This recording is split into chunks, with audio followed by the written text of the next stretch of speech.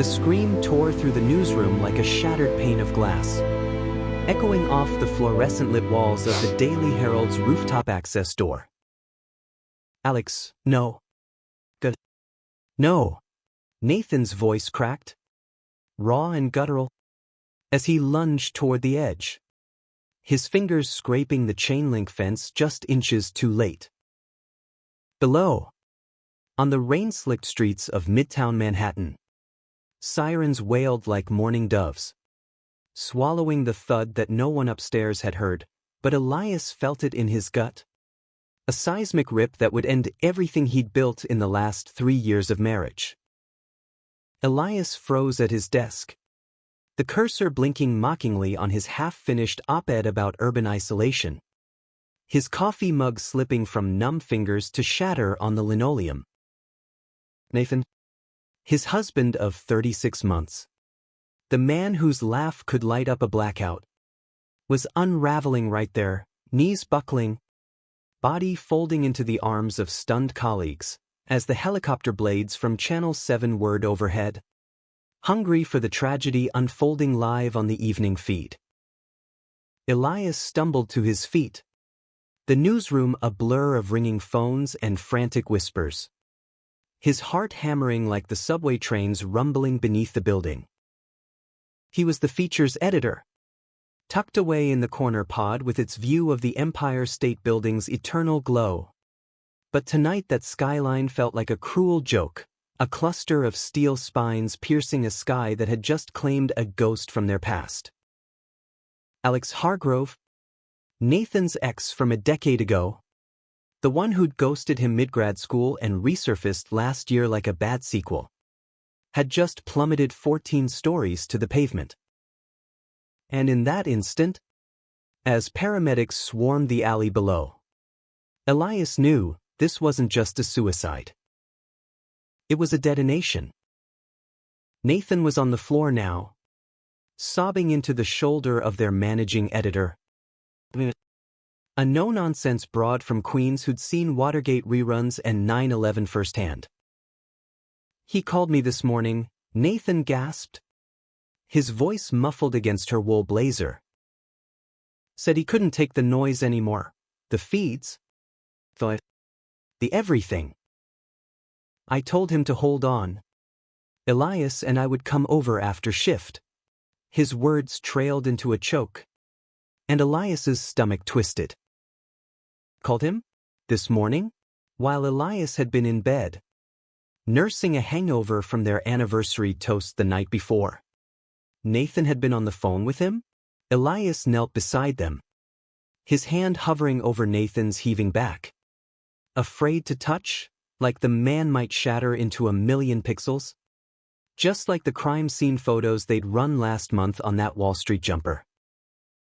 "Babe," Elias whispered, his voice steady despite the ice in his veins. "Breathe. We're here." But Nathan jerked away, eyes wild and red-rimmed, as if Elias were the intruder.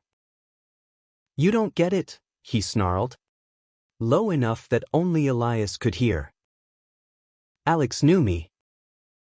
Before all this, the rings, the mortgage, the picket fence bullshit we pretend is real." The words landed like a sucker punch, knocking the air from Elias's lungs. Their marriage wasn't bullshit. It was late-night ramen in Brooklyn walk-ups, stolen kisses in Central Park during Pride, Nathan's hand on his thigh under the table at family Thanksgivings where Elias's conservative folks from Ohio pretended not to notice the rings. But Alex? Alex was the specter Nathan had buried under layers of therapy and time, until last year, when he'd shown up at their doorstep, gaunt and chain-smoking, fresh off a stint in rehab for pills and performance anxiety. A photojournalist who'd chased wars in Syria and floods in Houston. Alex had crashed into their lives like a rogue wave, stirring up the silt Nathan swore he dredged clean. Elias pulled Nathan to his feet, ignoring the stares from the copy desk vultures already pecking at the story. "Come on. Let's get out of here. They rode the elevator down in silence. The mirrored walls reflecting two strangers, Nathan, 32, with his broad shoulders slumped under a rumpled button-down, blonde hair tousled like he just rolled out of a war zone, Elias, with that perpetual 5 o'clock shadow that made him look like a brooding indie film lead. His hazel eyes now shadowed with something darker than exhaustion. The November chill bit through their coats, the air thick with diesel and despair. Cop cars cordoned off the alley, yellow tape fluttering like cautionary flags, and a sheet-draped lump on the asphalt that Elias forced himself not to stare at. Reporters from rival outlets clustered like hyenas, notebooks out. But one look at Nathan's face sent them scattering. Mr. Whitaker? Any comment on Hargrove's note? A kid from the Post yelled, waving a tablet. Nathan froze, and Elias stepped in front, channeling the Midwestern grit his dad had drilled into him. Back off, or I'll shove that thing where the sun don't shine. They made it to their Subaru, Elias's sensible compromise to Nathan's dream of a vintage Mustang, and peeled out toward their brownstone in Harlem. The drive was a gauntlet of red lights and rain-smeared windows, WNYC droning about traffic while Elias's mind raced ahead. Alex's note. Of course there was one. Scrawled on a crumpled press pass. Probably spilling secrets that would gut them both. By the time they parked, Nathan was a ghost of himself, fumbling keys at the door while Elias texted Lena, "Take tomorrow." Both of us. Inside. The apartment smelled of last night's Thai takeout and the lavender candle they'd lit for luck. Nathan collapsed onto the couch, head in hands, and Elias knelt before him, thumbs brushing those familiar knees. "Talk to me," he said softly, the words tasting like ash. Nathan looked up, eyes glassy. "He jumped because of me. Illy. That call. I hung up on him. Said I couldn't fix it anymore." The pause. Heavy as lead. "And now you're looking at me like I'm the villain in my own story." Elias's chest ached, a bruise forming where love met doubt. "I'm not. But you have to let me in." He rose, fetching 2 fingers of bourbon from the sideboard, the good stuff from their honeymoon in Napa, and pressed a glass into Nathan's palm. They drank in the dim lamplight, the radiator hissing like a confessor, and slowly, the dam broke. Nathan spilled it all, Alex's texts over the past months. Cryptic pleas about deadlines and demons. The coffee meetup last week where Alex had gripped his wrist too tight, whispering, "You were the only one who saw me whole." Elias listened, nodding. But inside, fury simmered. Not at Alex, the poor bastard was pavement now, but at Nathan for entertaining the ghost, for letting it haunt their hearth. By midnight, Nathan was asleep, curled fetal on the couch, his snores ragged. Elias slipped into the bedroom, scrolling his phone under the covers. The story was already viral. Veteran photojournalist leaps from Herald rooftop amid mental health crisis. No mention of notes yet, but Twitter, whatever the hell they called it now, was ablaze with tributes. Old colleagues posting grainy shots of Alex in flak jackets, grinning amid rubble. One tweet gutted him. Alex Hargrove, who captured the soul of this city, couldn't capture his own. "Rip, brother." At Nathan Whitaker, "You okay?" Elias's thumb hovered over the reply button, then deleted the draft. Instead, he texted his best friend, Marco, a drag queen turned therapist with a loft in the village. "Emergency brunch tomorrow? Hubby's ex just ate it off our roof." Literally. Marco's response pinged back, "Bitch? I'm there with mimosas and a voodoo doll." Phil. Sleep evaded Elias like a guilty conscience. He lay staring at the ceiling fan's lazy spin, replaying Nathan's words. Before all this, the rings, the mortgage, the picket fence bullshit. Was that how Nathan saw them? A picket fence? Their life was rainbow flags and rooftop BBQs? Not some heteronormative trap. But doubt crept in, tendrils of it wrapping around his throat. Alex had been the wild one, the artist with ink-stained fingers and a laugh that could disarm a bomb. Elias? He was the editor, the anchor, the guy who balanced checkbooks and remembered anniversaries. Steady. Boring? Dawn crept in gray and unforgiving, the city stirring with its usual indifference. Elias rose first, brewing coffee strong enough to wake the dead. Ironic? That, and plating eggs with the precision of a man armoring for battle.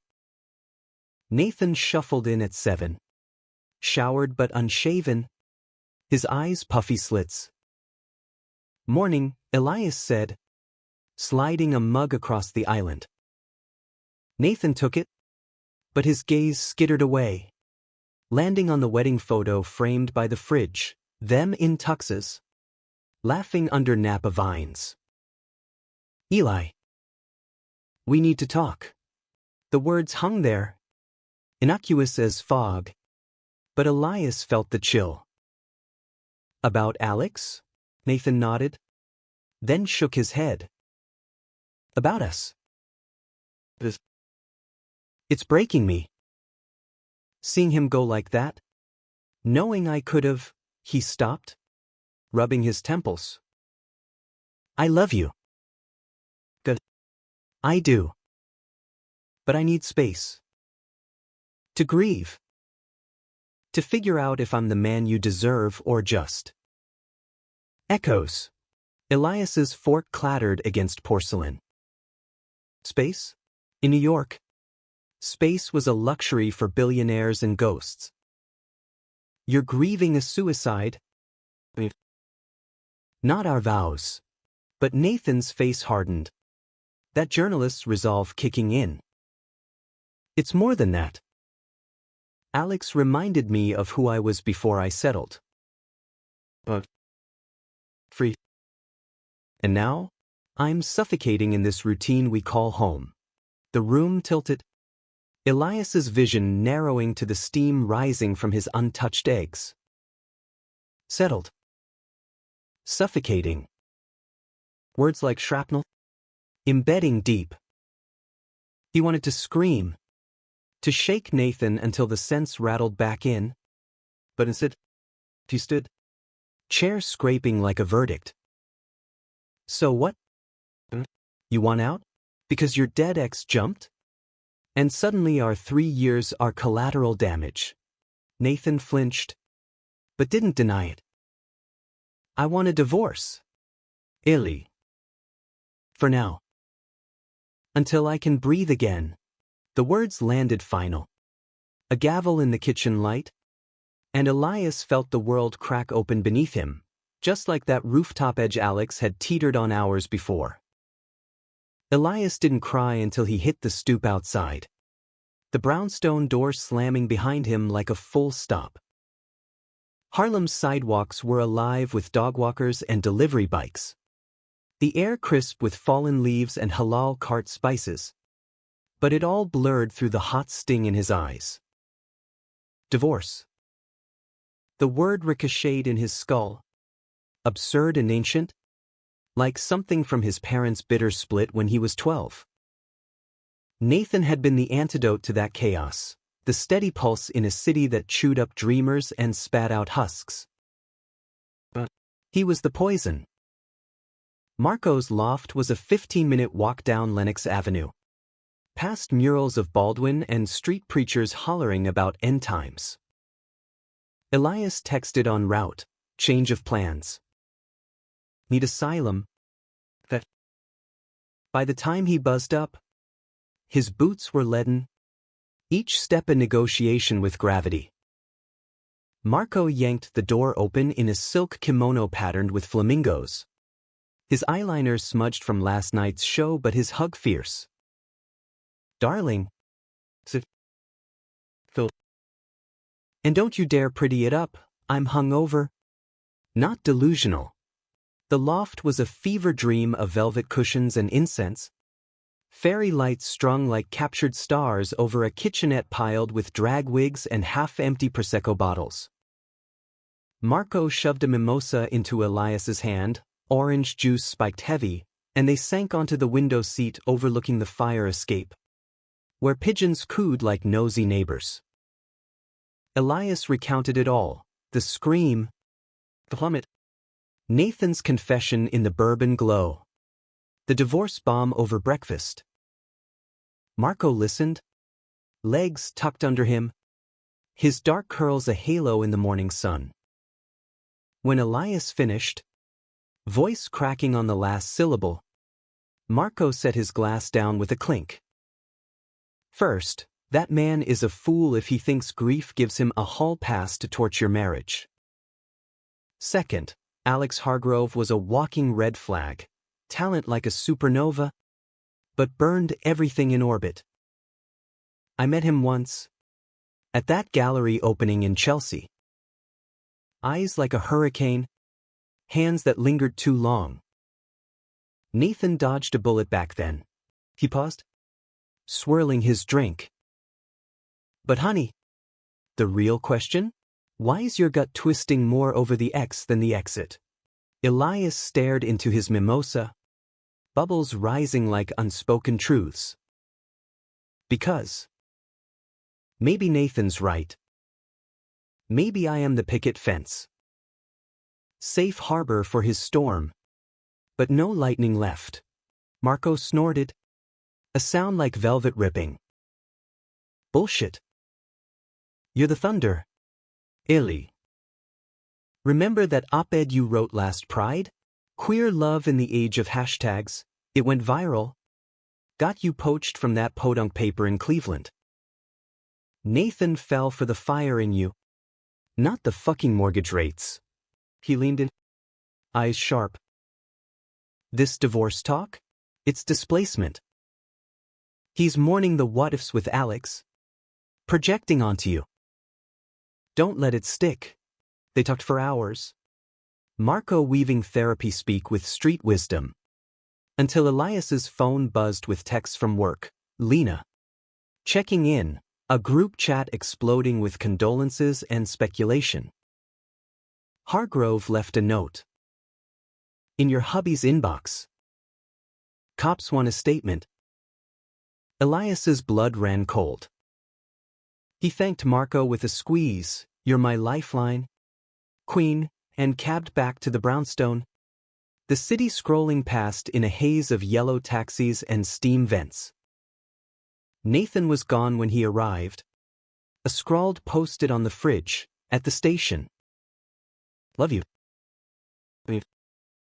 Love you, like a footnote to the carnage. Elias poured a scotch neat, the burns steadying his hands as he logged into Nathan's work email, password unchanged since their first hookup. A dumb inside joke about Foucault and forgotten keys. There was. Timestamped 6:47 p.m. yesterday. Subject, one last frame. The note unfolded in pixels. Alex's typing erratic, like a man composing his own epitaph. Nate, can't frame the shot without you in it. 20 years chasing shadows, but yours was the light that stuck. Remember that night in the motel off I-95? Rain hammering the tin roof. Your hands mapping me like uncharted terrain? I thought we'd build something real. Instead, it broke us. Chased highs in war zones to forget the low of losing you. Now you're hitched to that editor boy. Playing house in Harlem. Good for you. But me? The noise in my head, the clicks, the cries, the endless scroll, it's drowning me. if I jump? No, it wasn't you. It was the empty dark you left. Frame this for me, one perfect exposure. Love always. Elias read it twice. Bile rising. That editor boy. As if he were the footnote. The safe bet after Alex's chaos.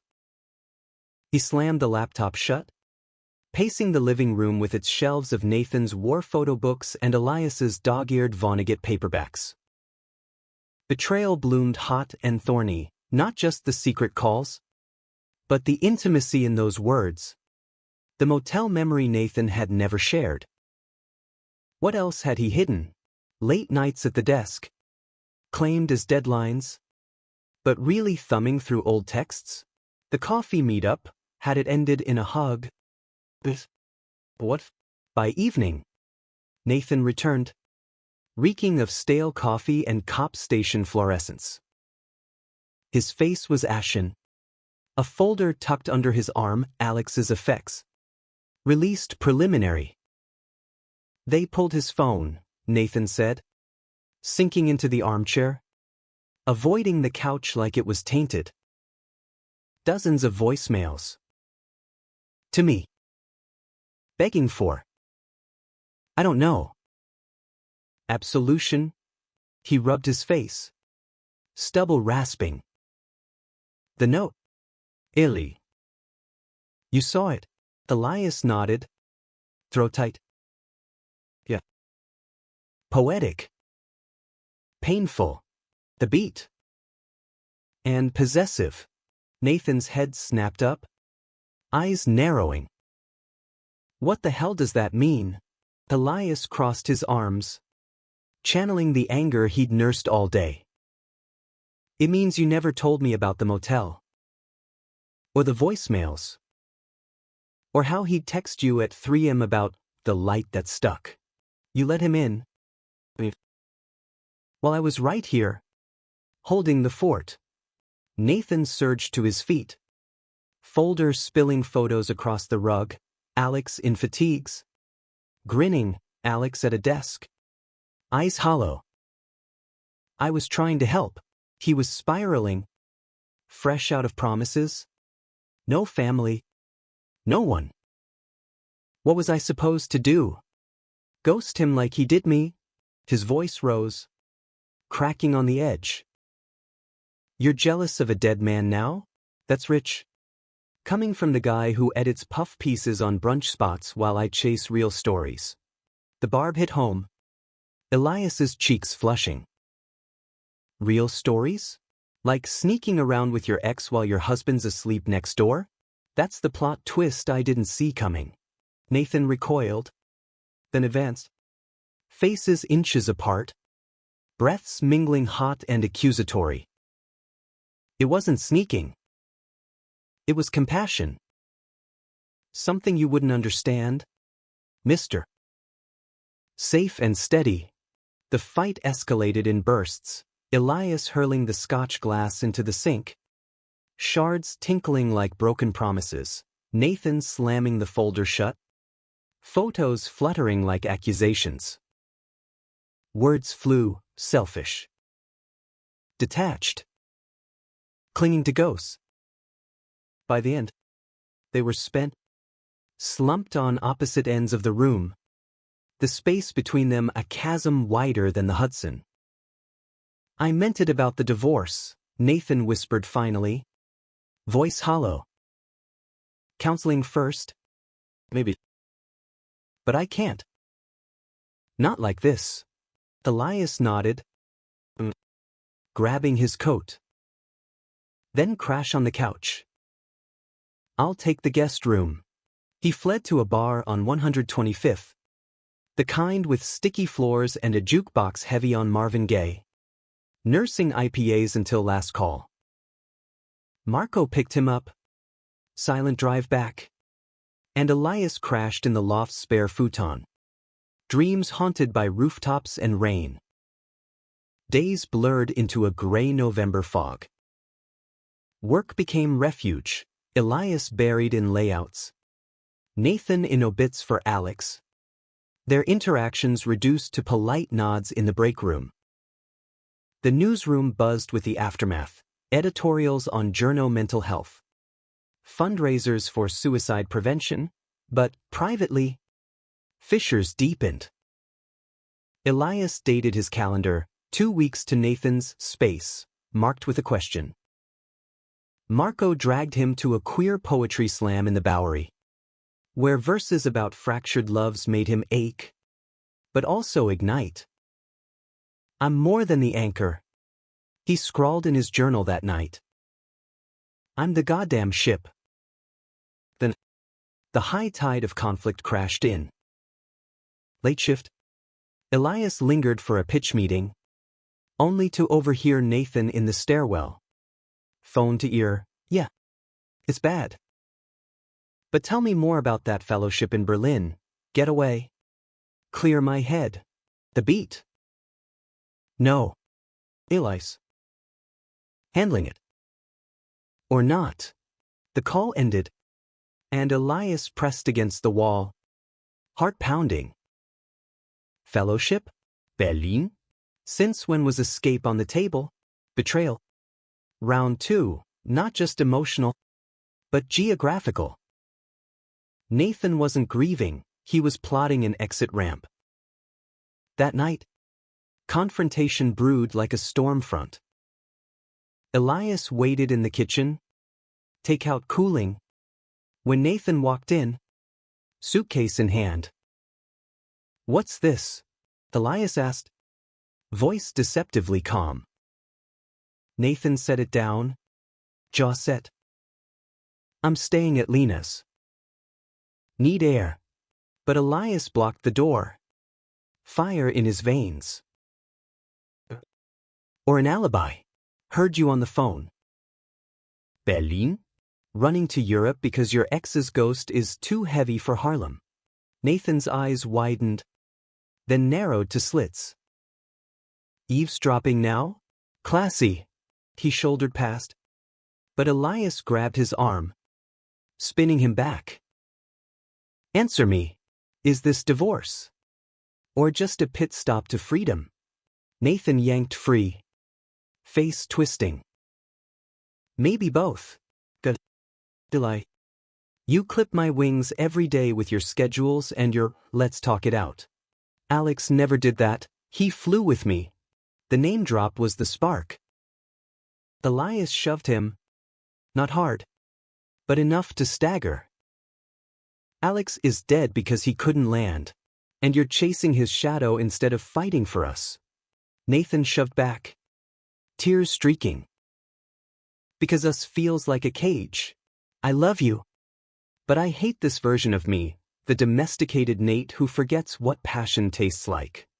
They grappled then. Not violent but desperate, fists clenched in shirts, foreheads clashing, breaths ragged. It dissolved into sobs, bodies collapsing against the wall, Nathan's head on Elias's shoulder. I'm sorry, Nathan murmured. I don't want to hurt you, but the suitcase stayed packed. And when morning came, so did the cab to Lena's. Elias called in sick, wandered Central Park in a daze, leaves crunching underfoot like brittle bones. His phone lit with a forwarded email from HR, Nathan's leave request approved, for Berlin. 6 months. Starting January. The betrayal solidified, cold and crystalline. Not just words, but actions, a one-way ticket out. Winter clamped down on New York like a vice. The holidays a cruel farce of twinkling lights and forced cheer. Elias strung Garland alone in the brownstone, the radio crooning Bing Crosby while his mind replayed the shove. The sobs. The suitcases zip like a zipper on their life. Nathan's absence echoed in empty closets and cold sheets. But worse was the silence, no texts, no check-ins, just a joint email to their families, taking time apart. Still love each other. His mom from Ohio called, Voice syrupy with concern. Honey. Marriages ebb and flow. Remember your dad and the waitress? We made it. Elias bit back the retort, yeah. Into resentment and alimony, and hung up. Scrolling Grindr instead. Profiles blurring into faceless temptation. But he didn't swipe right. Not yet. Marco staged interventions, hot toddies at his loft. Rants about toxic nostalgia, even a blind setup with a cute barista from Bushwick who quoted Audre Lorde over lattes. Elias tried, a hand on the knee. A laugh that didn't reach his eyes, but pulled back at the door. Mumbling about timing. You're grieving too, Marco said over eggnog. His tree decked in drag queen baubles. Not just Nate, but the dream of y'all. Give it air. The word mocked him. Nathan's Berlin emails trickled in group threads from the Herald. Casual updates on visa paperwork, but one night, buzzed on mulled wine, Elias cracked. He drafted a manifesto. You think Alex was freedom? He was a free fall. And you're jumping after him, leaving me to scrape the pieces. He hit send at 2 a.m. Regrets blooming with the hangover. Nathan's reply came at dawn. Can't do this now. Talk when I'm back. If was a guillotine, severing the last thread. Elias threw himself into work, pitching a series on queer survivors of loss, interviews with widowers, exes turned friends, stories of phoenixes from ashes. Lena greenlit it. Her Brooklyn bark softened. Kid, you're bleeding talent. Don't let one idiot dam the flow. The first piece dropped New Year's Eve. Anonymous profiles laced with his own veiled ache. And it resonated, retweets from activists, DMs from strangers saying, "This saved me." January thawed the ice. But not Elias's core. He ran the park paths at dawn, breath fogging in the chill, podcasts on resilience droning in his ears. One episode gutted him, a therapist on betrayal's biology. How it rewires the brain like trauma, flooding with cortisol and craving closure. Closure. He craved it like oxygen. So he drove to the cemetery in Queens where Alex lay, unmarked plot. Per his atheist will. Just a brass plaque amid the headstones. Alex Hargrove, 1989 to 2025. Chased the light. Elias stood there in the sleet, hands shoved in parka pockets, the wind whipping his scarf like a flag of surrender. You win, he muttered to the frost-rimed grass. He still sees you in every shadow. But as he turned to leave, the figure approached, bundled in a pea coat, face obscured by a wool beanie. Elias. The voice was familiar. Laced with gravel. Ryan. Alex's old stringer buddy from the photo desk. They ducked into a diner across the street. Formica tables sticky with syrup ghosts. Coffee black as regret. Ryan was mid-30s. Built like a linebacker gone soft. With a beard that hid his perpetual frown. Saw your byline on that series. Hits close. Elias nodded. Stirring sugar he didn't take. Yeah. Personal archive. Ryan leaned in. Eyes kind but piercing. Alex talked about you. Said you were the glue Nate needed after. Us. Elias's spoon clattered. Us. Ryan sighed, tracing the diner's salt shaker. Me and Alex. We hooked up. Off and on. Last 2 years. He was a mess, those gigs drying up, but loyal in his wreckage. Told me about Nate's marriage. How it killed him to see y'all happy. That note? After Nate. Have to me. Begging forgiveness for dragging us all down. The revelation landed soft, not shattering, another layer to the onion of Alex's chaos. So he was. What? Playing puppeteer from the grave. Ryan shook his head. Just broken. Like all of us. They swapped stories then, Ryan's freelance droughts, Elias's op-eds that paid bills but starved the soul. Laughter crept in. Tentative. Over pie à la mode, Elias's first genuine smile in months. Ryan's hand brushed his on the table, lingering. You're stronger than you know, he said.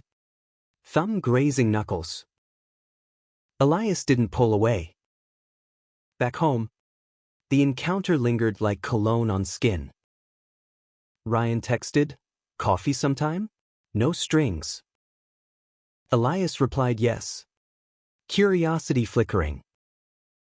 Their first date was low-key, MoMA on a rainy Thursday, wandering Rothko's until words failed. Ryan was easy, no ghosts, just a quiet intensity, hands that smelled of darkroom chemicals. They kissed in the coat check, slow and searching, Elias's back against lockers, heart thudding not with guilt but possibility. This is what freedom tastes like, he thought. Nathan's Berlin a continent away. But romance is a cruel editor, trimming illusions. February brought Nathan's check-in call. Voice crackling over spotty Wi-Fi. How's the series? Lena says it's killer. Polite. Distant. Like alumni catching up. Elias mentioned Ryan, testing waters, and silence stretched. Taut as wire. Good for you, Nathan said finally. Tone clipped. I met Shunwin here. Gallery curator. It's casual. Casual. The word stung. Mirror to Elias's own dalliance. But laced with hypocrisy. Berlin treating you right? Elias asked. Voice steel. Or just another rooftop escape? The line went taut. Illy. This is why we needed space. Nathan hung up, and Elias hurled his phone. Screen cracking on the hardwood. Betrayals echo, not just the leaving, but the parallel lives, diverging like subway lines at rush hour. He threw himself into Ryan. Nights tangled in sheets that smelled of fresh linen. Not regret. Ryan was gentle, post-coital talks about light meters and loss. His fingers tracing Elias's tattoos, a rainbow wristband inked on his 21st. A phoenix on his ribs post-breakup. You're healing, Ryan murmured one dawn. Lips on collarbone. Elias wanted to believe it. Yet doubt gnawed. Work deadlines loomed. The series wrapping with a finale on reconciliation or its absence. Elias interviewed a couple who'd rebuilt after infidelity.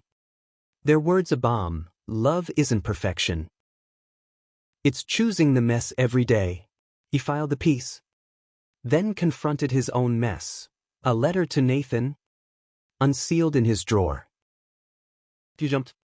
But I didn't fall. Come back. Or let go for real. March roared in with nor'easters. The city hunkered under gray skies. Ryan suggested a weekend in the Catskills. Cabins. No signal. Just them. Elias agreed. Packing flannel and hope. But en route, his phone pinged. Nathan. Early from Berlin. Landing JFK tonight. We need to talk. In person. The cab swerved through slush. Elias's mind a whirlwind. Ryan sensed it. Hand on thigh. Whatever it is. You've got this. But as they checked in, Elias's resolve cracked. Cancelled the hike. Paced the porch with a flask. Rain pattering like accusations. Nathan arrived at the brownstone 2 days later. Duffel slung over shoulder. Elias buzzed him up. Heart a drum solo. Nathan looked windswept, Berlin lean. Eyes shadowed with jet lag and something softer. Missed this place, he said, glancing at the wilting Valentine's roses Elias hadn't tossed. They sat at the island. Beers cracked like truces. The air thick with unsaid. I read your series, Nathan started. Peeling label from bottle. The one on loss. Gutted me. Made me see how I dumped my grief on you. Elias nodded. Wary. And the gallery guy? Nathan winced. A fling. Distraction. But you and Ryan, sounds real. Jealousy flickered in his eyes. Unbidden. And Elias pounced. It is. But you're here now. Why? Nathan leaned forward, elbows on granite. Because jumping didn't fix me. Berlin was pretty lies, cobblestones, currywurst, but I kept seeing us. The good stuff. Pride floats. That cabin in the Poconos where you proposed with a ring from a gumball machine. The laugh. Watery. Alex was chaos I romanticized. You're home. The words unlocked something in Elias. Relief. Rage. Longing tangled. But you broke us. The secrets. The space. The casual escape. Nathan reached across. Hand open. I know. Therapy in Berlin helped. Unpacked the guilt. The what-ifs. I want to rebuild. If you'll have me. Elias stared at that palm. Scarred from a darkroom burn years back. And felt the pull. But Ryan's texts waited. Miss you already. Choice loomed. A cliff edge not unlike that rooftop. They talked till midnight, raw. Unfiltered, Nathan admitting the voicemails fed his savior complex, Elias confessing the grinder scrolls. The fear of being second string. Vulnerability bridged the gap. Tentative as new ice. Nathan stayed the night. On the couch again. But morning brought coffee in bed. A peace offering of bagels from the corner spot. One date, Elias said. Testing. No pressure. Nathan grinned. That old spark. Deal. But as they dressed for the city, Nathan borrowing Elias's scarf, doubt whispered, was this redemption? Or relapse? Ryan deserved truth. So Elias met him at a cafe in Soho. Rain sheeting the windows. Nate's back, he said. Voice steady. Ryan's face fell. But he nodded. Gracious. Knew it was borrowed time. You glow when you talk about him. They parted with a hug. Ryan's whisper, choose you first. Illy. Always. Elias walked home through puddles. The skyline sharpening as clouds parted. Nathan waited on the stoop. Hands in pockets. Snowflakes catching in his hair. How'd it go? He asked. Tentative. Elias pulled him close. Lips brushing cold cheek. Clean break. Now us. Spring unfurled in hesitant blooms. Cherry blossoms dusting Harlem sidewalks like confetti from a half-hearted parade. Elias and Nathan's one date stretched into tentative Tuesdays, dinners at hidden gems in the village. Walks along the High Line where tourists milled oblivious to the mending hearts. Therapy became ritual, joint sessions with a queer counselor in Chelsea. A soft-spoken dyke named Jordan who wielded questions like scalpels. What does forgiveness look like for you? Nathan? His answer. Halting, letting Eli see the cracks without hiding. Elias's, trust rebuilt? Brick by whisper. It wasn't seamless. Echoes lingered. A late night when Nathan's phone buzzed with a Berlin number, old colleague. Innocent, but Elias's pulse spiked. Old wounds weeping. Check it, he said. Voice edge. Nathan did. Handing over the screen. Miss the schnitzel? Huh. Laughter followed. Then lovemaking on the rug. Urgent and affirming. Bodies mapping forgiveness in sweat and sighs. Ryan faded to friendly texts. A chapter closed with grace. Marco toasted at brunch. To second acts. Bitches. Work wove them tighter. The Herald ran Elias's series as a feature spread. With Nathan contributing photos, archival shots of Alex. Reframed not as tragedy but tribute, the light he chased. Readers responded in waves. Letters from parents of queer kids. Activists citing it in talks. Even a podcast invite for Elias. You're a voice now, Nathan said one evening. Arms around him from behind as they watched the sun dip behind the reservoir. Not just mine. But high tides bring undertows. April unearthed the conflict's core, a box from Alex's estate. Forwarded by Ryan with a note, for Nate. Handle with care. Tunnels? Dog-eared and frantic. Pages spilling confessions like ink blood. Nathan read them alone first. Emerging pale. Handing one to Elias open to a passage. Nate's married now.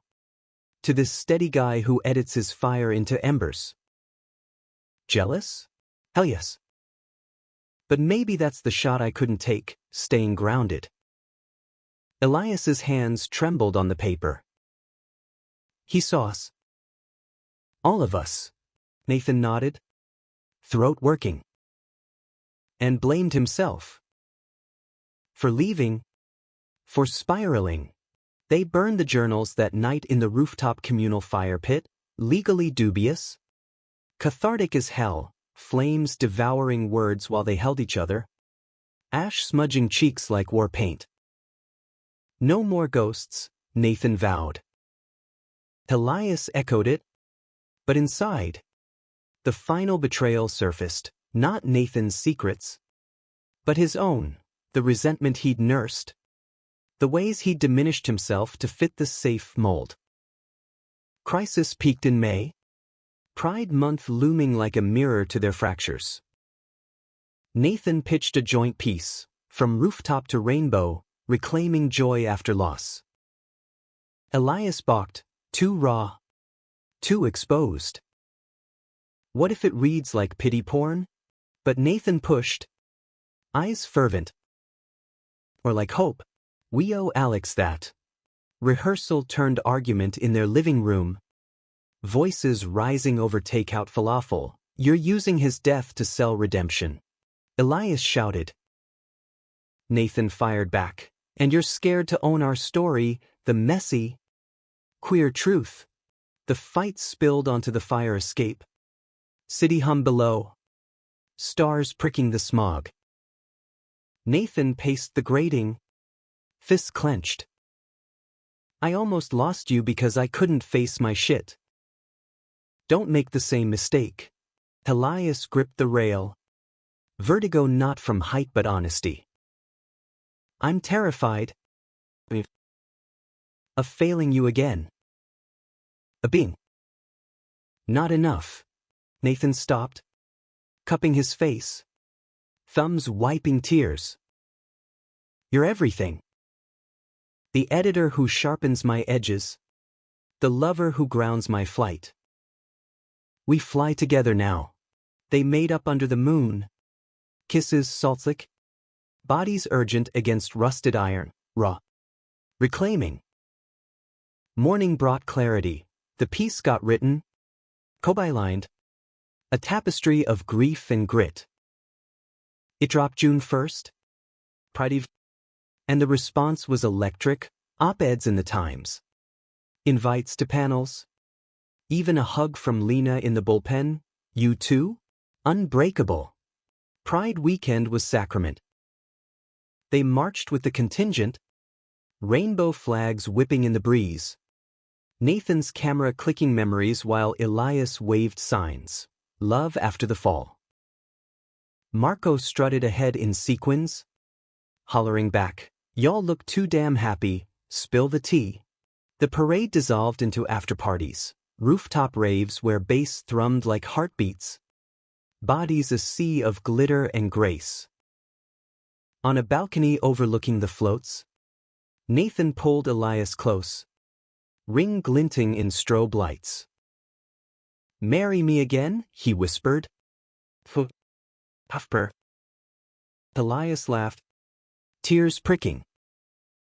"Every day. You fool." Summer deep in the roots. They adopted a mutt from the shelter, a scruffy terrier named Hopper, for the leaps he'd taken into their laps. Vacations replaced escapes. A road trip upstate. Campfires where Nathan sketched Elias reading by lantern light. Journals now filled with futures, not phantoms. Elias's book deal landed, Framing Loss, Queer Stories from the Edge, with Nathan as photo editor. Their synergy a quiet triumph. Autumn circled back. 1 year from the jump. They visited the plaque again. Hopper leashed. Leaves gold underfoot. To Alex, Nathan said, pouring whiskey from a flask onto the brass. "For the light you chased, and the one we found." Elias added his pour, arm around Nathan's waist. "And for not letting it dim us." The ending wasn't tidy, no violins. No vows renewed in Vegas flash. It was human, arguments over dishes, lazy Sundays with crosswords, the slow stitch of scars into strength. Nathan's Berlin Fellowship offer came again, remote option now, and he turned it down, choosing the skyline they'd both leaped toward. Elias turned, quit editing fluff, launching a newsletter on queer resilience, subscribers swelling like community. One crisp November Eve. Exactly 365 days post-rooftop. They climbed the Herald's access door, cleared by Lena, who winked, "Don't jump." Idiots. The city sprawled below. A glittering beast tamed by distance. Sirens a distant hymn. Nathan spread a blanket. Picnic of cheeses and that Napa cab. To us, he toasted. Glasses clinking. Elias leaned into him, head on shoulder. To the fall and the catch. In that moment, wind tousling hair, Elias felt it, not just survival, but sovereignty. Queer and unyielding, wasn't a picket fence or a free fall. It was the rooftop edge, chosen daily, the leap, the hold, the home in each other's arms. And as stars pierced the dusk, he knew they'd framed it perfect.